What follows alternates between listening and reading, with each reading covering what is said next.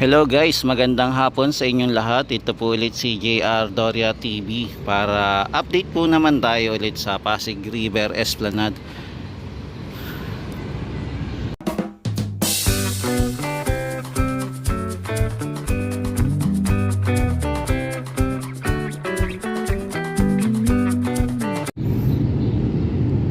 Alamin lang po natin kung ano yung latest update dito sa area. Ngayon po ay April 12, 2026. Time check po natin ay 5:05 na po ng hapon. Nandito po muna tayo nagsimula sa area po ng Phase 4, kung saan po na open na po ulit sa public na pwede na po muli tayo mamasyal.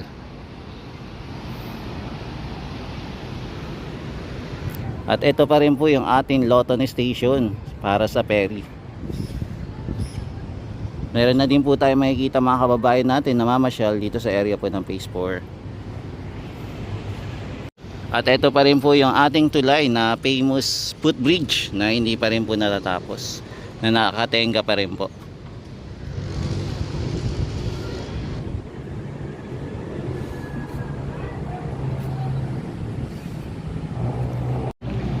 Dito pala mga tropa, meron po palang mga naliligo ngayon at sila ay tumatalon.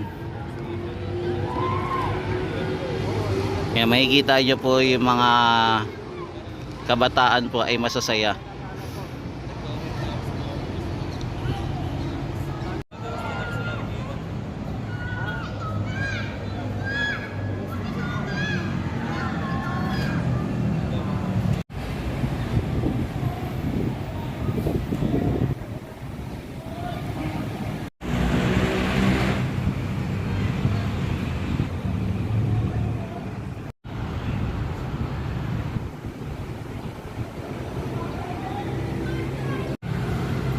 Meron na din po pala nagbabantay na Guardia Civil dito sa area po, sa ilalim ng tulay ng Quezon Bridge. Ito po yung ating Ilog Pasig. Mukhang aamoy naman po natin, mukhang okay naman po siya. Hindi naman po siya amoy mabaho mga kababayan. At eto, makikita din po natin yung mga naliligo po. Marami pong kabataan na naliligo ngayon.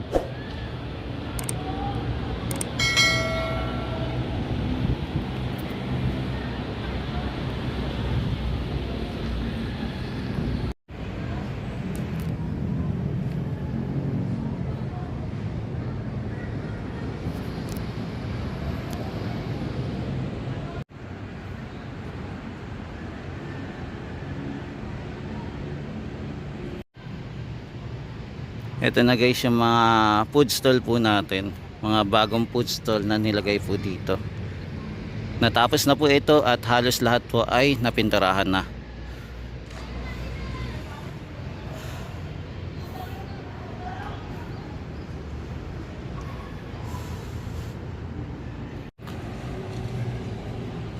Malaki na po ang pinagbago ng lugar na to. Simula na po ng tuloy-tuloy po ang pagde-develop dito sa area.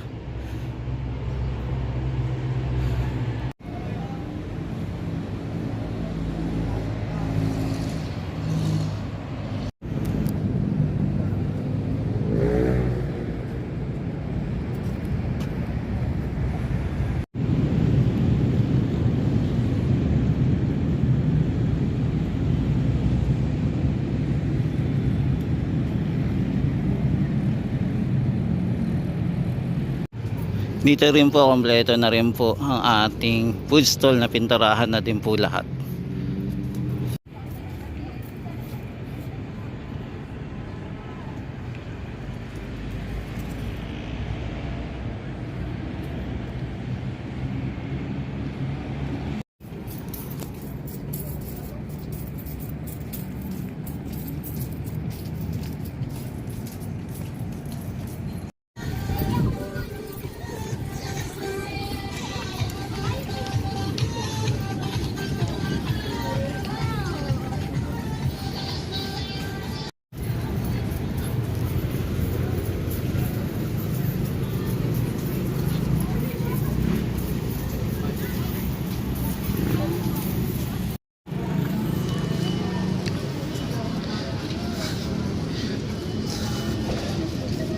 Ito po guys, bagong pintura po yung flooring natin dito sa viewing deck. Babalik po doon pero gastos mahal. Hindi yan po. Yan, bagong punas po siya. Ito po yung itsura ngayon. Kaya pala yung nakaraang araw, sinarado. Dahil po pala dito. Dahil pininturahan. Pero yung ating railings at saka lamppost po, hindi po siya napinturahan.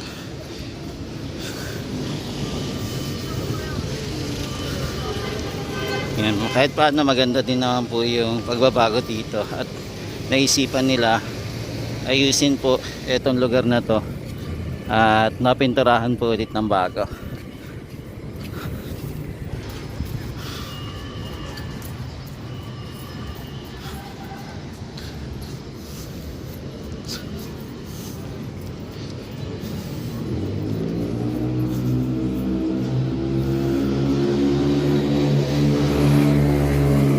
Papunta na po tayo sa Plaza Mexico.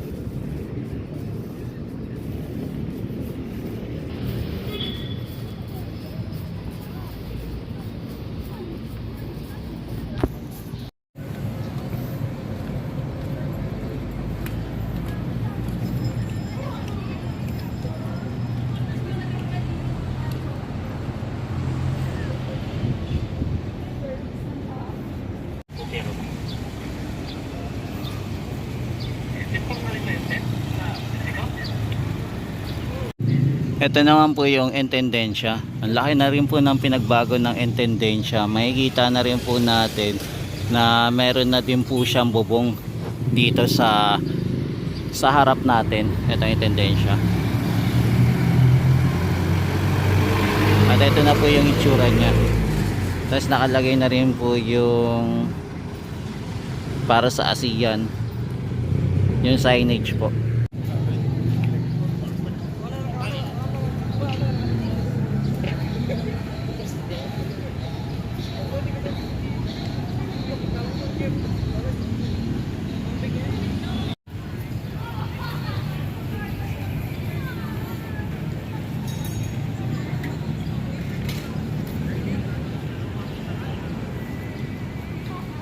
Ngayon po ay Sunday. Makikita po natin yung namamasyal ngayon dito sa Pasig River Esplanade. Pero hindi pa po siya ganong karami dahil maaga-aga pa rin naman po. Ngayong araw na to ay time check natin 5:24 na po ng hapon.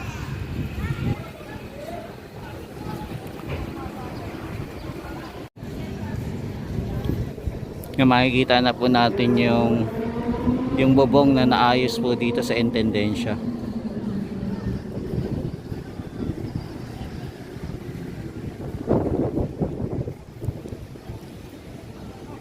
Malaki na din po yung improvement na ito.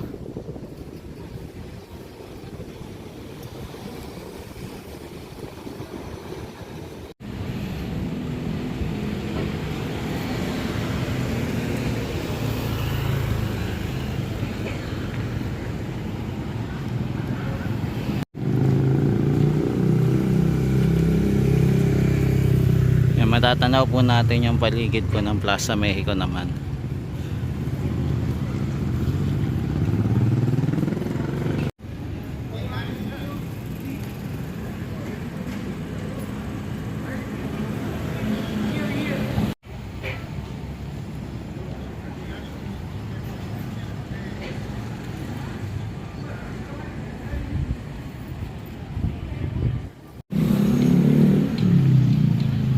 Yan, nandito na po yung mga sasayaw mamaya. Malaki na din po yung in-improve ng ating intendensya.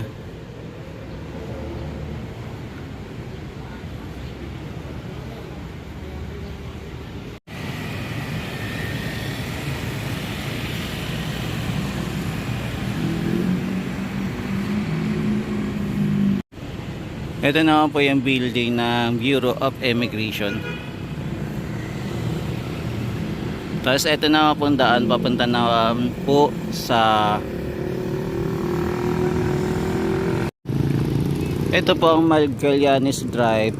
Tapos yung pinakadulo naman po ay papunta naman po ng Patri Burgos Avenue.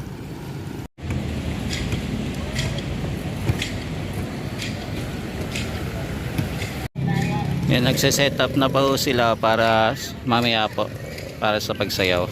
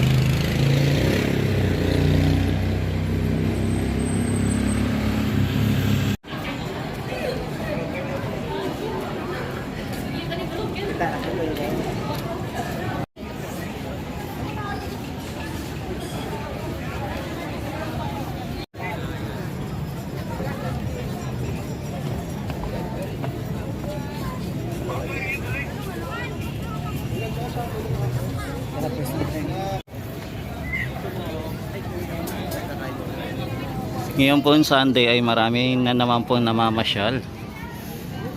At manonood din po tayo mamaya ng sayaw. Every Sunday po dinadaksa talaga yun ng ating mga kababayan na itong pasyalan na to. Itong Pasig River Esplanade. Lalo na po dito sa area po na Maestranza.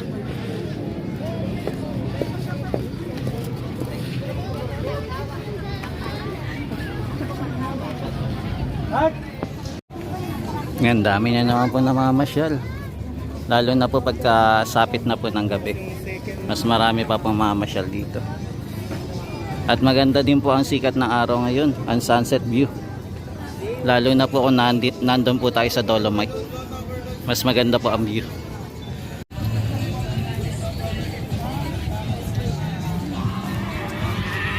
Yan, padami na po ng padami ang mga namamasyal, mga tropa.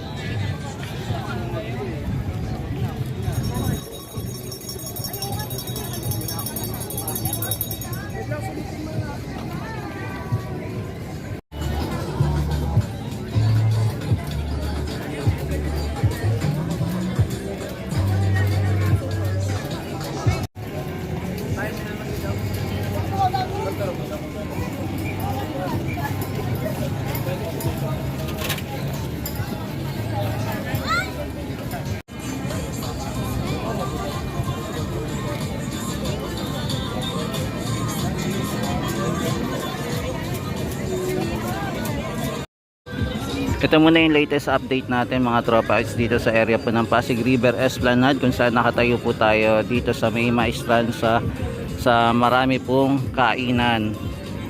Ngayon po ay April 12, 2026. Maraming salamat po muli sa pagsama nyo po kay JR TV. Pagpalain po kayo ng may kapal at always God bless po. Ayan, salamat sa mga kababayan natin mula Luzon, Visayas at Mindanao at maging sa ibang bansa po sa walang sawang pagsuporta kay JR TV.